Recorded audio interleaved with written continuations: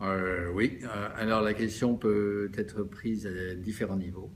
Le premier niveau, c'est que des managers viennent et disent c'est quoi le coaching, sont intéressés par le coaching et veulent savoir ce qui se passe derrière les scènes.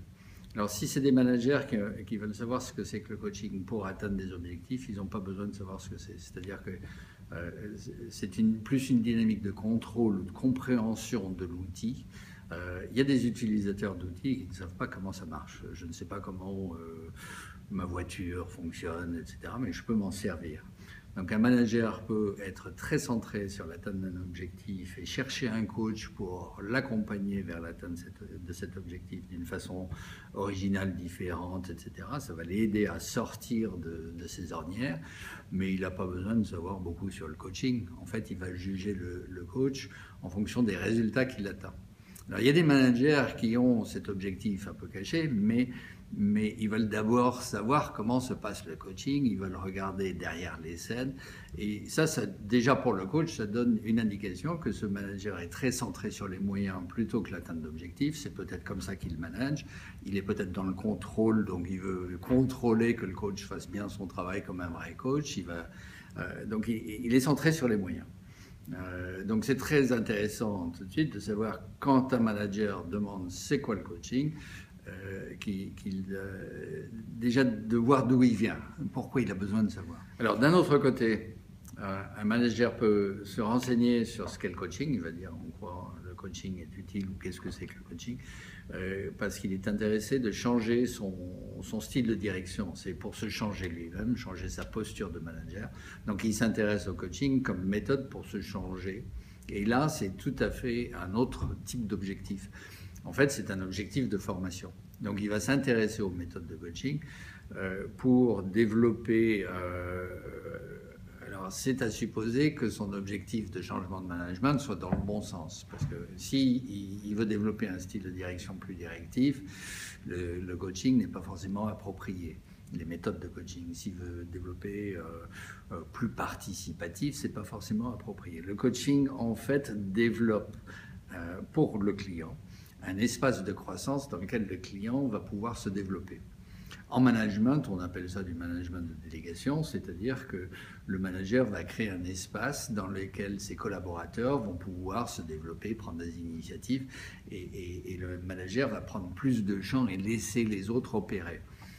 Là, il y a correspondance finalement entre la philosophie du coaching, les méthodes du coaching et un type de management qui serait vraiment un management créateur de lieux dans lesquels il peut y avoir de l'émergent. Donc c'est un style de management beaucoup plus approprié avec l'ère dite digitale, mais en fait, digital c'est les doigts, c'est beaucoup plus l'ère informatique, un autre type de direction aujourd'hui, plus start-up, dans lequel tous les collaborateurs en fait sont pleins d'énergie et le manager suit ça, orchestre ça, mais n'intervient pas dans le détail. C'est pas un manager dans le contrôle en quelque sorte.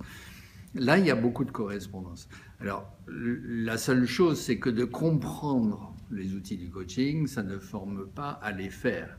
Donc, dans ce contexte-là, le manager a vraiment besoin de passer par une moulinette d'apprentissage comportemental avec du rodage intensif. Ça prend du temps.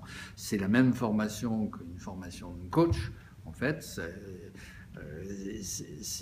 ça demande vraiment de l'engagement de la part du manager, de suivre ça jusqu'au bout, sur un certain nombre de mois, de bien choisir une pédagogie très très active. C'est pas la même chose que s'intéresser au coaching et aux outils. Ça, c'est une approche très intellectuelle. Donc on peut comprendre le coaching en tant que manager, mais pas du tout savoir comment le faire. Là, il y a besoin d'une formation à la réactivité dans un contexte d'outils du coaching pour déléguer immédiatement, pas tomber dans les pièges du contrôle, etc. Donc, qu'est-ce que c'est que le coaching pour un manager? Pour revenir à la question, ça peut être pas mal de choses différentes. Il y a vraiment besoin de clarifier qui pose la question, pourquoi faire. Et quelquefois, le manager a en fait surtout besoin d'une formation, accessoirement au coaching, mais il n'a pas besoin de comprendre le coaching. C'est pas ça qui va l'aider à le faire. C'est une formation comportementale à des outils de communication.